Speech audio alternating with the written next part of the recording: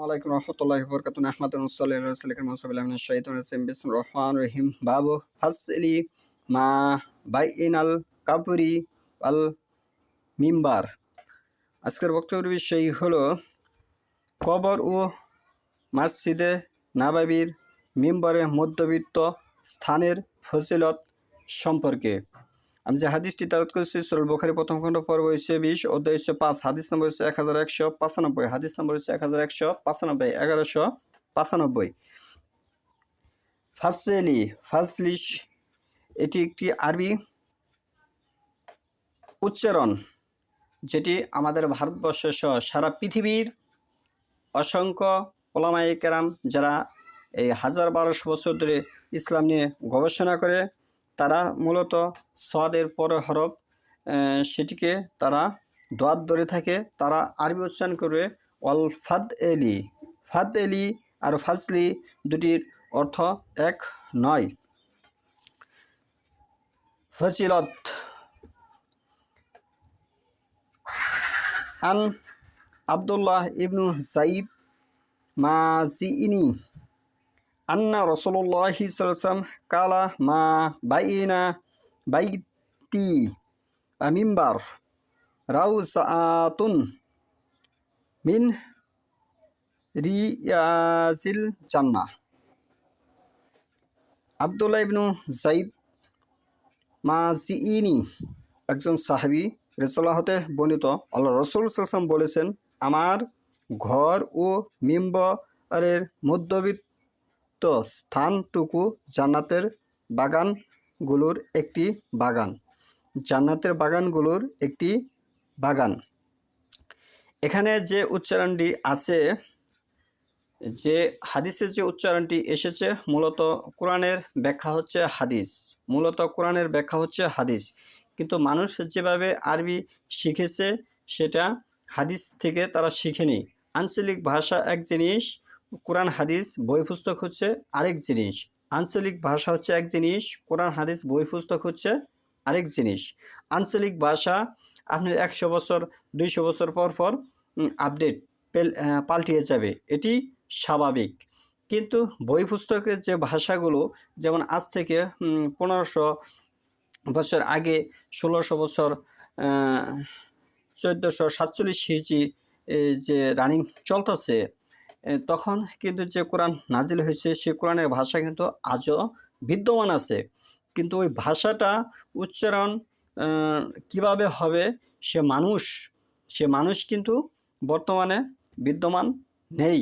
মানুষ সেই ভাষার থেকে দূরে সরে গেছে। মানুষ যে আঞ্চলিক ভাষা সেটা দিয়ে বুঝতেছে যে এটি কোরআনের যে ভাষা।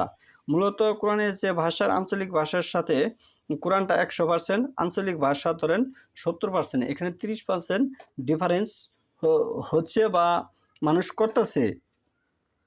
যেমন এখানে ফজিলত একটি বিষয় এবং রাউসাআতুন, এখন তারা বলবে রাউদাআতুন মিন রিয়াজিল জান্নাহ, তারা বলবে মিন রিয়াদিল জান্নাহ। রিয়াদিল তার মানে সোয়াদের পর তারা দত ধরবে। এবং আরও কিছু সমস্যা আছে আমিম বার। এই উচ্চারণগুলো অধিকাংশ ক্ষেত্রে আমাদের ভারতবর্ষ সহ সারা পৃথিবীর 1999 জন ভুল করে থাকে। এই ভুল করার কারণে তাদের যেখানে সব হওয়ার কথা সেটি আল্লাহ দেবে না। সূরা বাকারার 210 নম্বর আয়াতে স্পষ্টভাবে সেখানে আল্লাহ সে কথা উল্লেখ করেছেন। এবং আল্লাহ সূরা বাকারার 26 নম্বর আয়াতে আরও উল্লেখ করেছেন, এই কোরআন দ্বারা আমি অসংখ্য মানুষ পথভ্রষ্ট হবে এবং অসংখ্য মানুষ হেদায়েতপ্রাপ্ত হবে এই কোরআন দ্বারা। এই কোরআনই পড়বে, সেই কোরআনই কী করবে? পড়বে, কিন্তু তার হেদায়েত হবে না। তাহলে বিষয়টা, আমি যে জিনিস পড়বো সেটা আমি শিখতে পারবো না, আল্লাহ এটা বলতেছে। তাহলে সেই ব্যর্থতা কেন আমার, সেটাকে খোঁজ করতে হবে। সে ব্যর্থতা সেখানে কেন আমার ব্যর্থতা সেটাকে আমার বুঝতে হবে। সেটি উচ্চারণের খাতিরে হবে, সেটি আমলের খাতিরে হবে। এখানে আরেকটি বিষয় উল্লেখযোগ্য, ইবনু আসিম আন আবি হুরাইরা আনি নাবি সাল্লাল্লাহু কালা মা বাইনা বাইতি আমিম্বার রাসাআতুন মিন রিয়াজিল জান্নাহ আমিম্বার আলা হাউস। এখানে একটি শব্দ উচ্চারণ হয়েছে হাউস।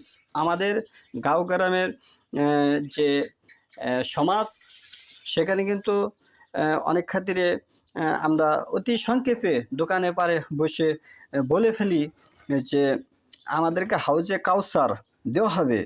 তাহলে এটি তো বাংলা ভাষা। হাউজে কাউসার যদি আমি উচ্চারণ করতে যাই হাউস, এখানে হাদিসেই স্পষ্টভাবে লেখা হয়েছে আবু হুরাইরা রাদিয়াল্লাহু হতে বর্ণিত। তিনি বর্ণনা করেছেন হাদিসটি। আবু হুরাইরা একজন সাহাবী, যিনি ইসলাম সম্পর্কে বুঝে তিনি তাকে চিনবেন।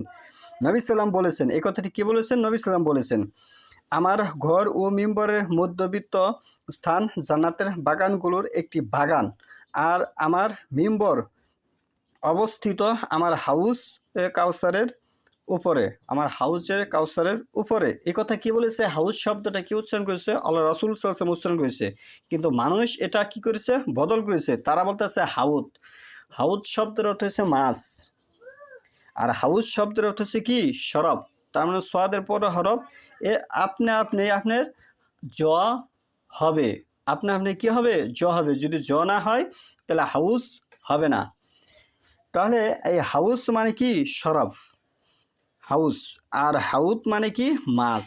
তাহলে এটা কে বদল করেছে? গরুরা খালে বদল করেছে? না। এটা একটা রিক্সা চালকে বদল করেছে? না, সেও করে না। এটি কি করেছে? এই আপনার মতো আমার মতো নামদারি কিছু সার্টিফিকেট আলা ব্যক্তি যারা যারা ইসলাম নিয়ে গবেষণা করে, যারা দায়, যারা বক্তব্য দেয় মানুষের সামনে, তারা এই কাজটি করেছে।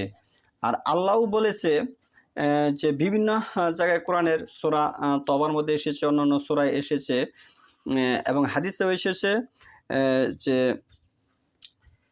কিছু বিদ্রোহী আলেম বের হবে যারা ইসলামের দুশ্মনতা করবে, যারা ইসলামের সাথে দুশ্মনতা করবে, যারা ইসলামের ক্ষতি করবে। তারা মানুষকে ইসলাম থেকে জাহান্নামের দিকে ডেকে নিয়ে যাবে, তারা মানুষকে জাহান্নামের দিকে ডেকে নিয়ে যাবে। তারা আমি যদি আপনাকে সরাসরি বলি যে আমার ডাক শোনা মানে আপনি জাহান্নামে যাবেন, তাহলে কি আপনি আমার অনুসরণ করবেন নাকি? আমি আপনাকে বলবো যে আমার কথা শুনলে আপনি জান্নাত পাবেন। এরকম ধরনের কলা কৌশল, মিথ্যা কথা বর্ণনা করে আপনাকে আমার দলে অন্তর্ভুক্ত করব। করার পরে আমার কথা শোনার পরে আপনি মুগ্ধ হবেন। মিথ্যা কথা শুনলে মানুষ মুগ্ধ হবে, এটি বিভিন্ন হাদিসে আল্লাহ রাসূল সাল্লাম বলেছেন। এবং সহিহ বুখারীর 3 নম্বর খণ্ডে আল্লাহ রাসূল সাল্লাম এক হাদিসে উল্লেখ হয়েছে যে মানুষের কথা হচ্ছে একটি জাদু। মানুষের কথা কি? একটি জাদু। সে মানুষ মুগ্ধ হবে, তার কথাতে মুগ্ধ হবে। তার মানে মিথ্যা কথায় মানুষ মুগ্ধ হবে। এখন যদি স্বয়ং কাবা করে ইমাম সাহেবও এই সোয়াদের পর হরফ দোয়াত ধরে থাকে, সারা পৃথিবীর মানুষও যদি বলে, তাহলে এটি হাদিসের বিরুদ্ধে হবে। এটি কি হবে? হাদিসের বিরুদ্ধে হবে। হাদিস নম্বর হচ্ছে 1196, হাদিস নম্বর হচ্ছে 1196, হাদিস নম্বর হচ্ছে 1196। তাহলে সারা পৃথিবীর মানুষও যদি সোয়াদের পরে হরফ দোয়াত ধরে থাকে, সারা পৃথিবীর মানুষই ভুলের মাঝে আছে। কারণ দোয়াত দলে সেটার হাউস হবে না, সেটা কি হবে? হাউত হবে। তখন সেটার আল্লাহ রাসূল সাল্লাল্লাহু আলাইহি ওয়াসাল্লামের কথা হবে না, সেটা কি? মানুষের কথা হবে, সেটা মানুষের যুক্তি হবে, সেটা মানুষের কলা কৌশল হবে, সেটার মানুষের আওতাধীন হয়ে যাবে, সেটার আল্লাহ রাসূল সাল্লাল্লাহু আলাইহি ওয়াসাল্লামের হাদিস নয়। তাহলে এভাবেই আমরা যারা কেউ যদি কারো অনুসরণ করে কেউ বলে থাকে যেটা আমাদের শিখিয়েছে, প্রত্যেকটি মানুষ দায়িত্বশীল, তার দায়িত্ব সম্পর্কে জিজ্ঞেস করা হবে। এটি হচ্ছে সূরা যুগফুরের বক্তব্য। এবং যে দায়িত্ব থেকে অবহেলা করলো, যে এখান থেকে দূরে সরে গেল, যে এটি বদল করলো, এই দায়ী বায় তার উপরই বর্তাবে। তাহলে আমরা এমন কিছু করব না যে কাজে আমাদের পরকাল হারিয়ে যাবে। সে যাই হোক, কোরআন হাদিসের ঊর্ধ্বে তার সার্টিফিকেট নয়, কোরআন হাদিসের ঊর্ধ্বে কোনো ব্যক্তি নয়। সে যদি কাবা করে ইমাম সাহেব হয়, তাহলে সেটি ভুল। ভুল মানেই ভুল। সে যাই হোক, ভুল হলেই তার কথার কোনো ভ্যালুয়েশন নাই।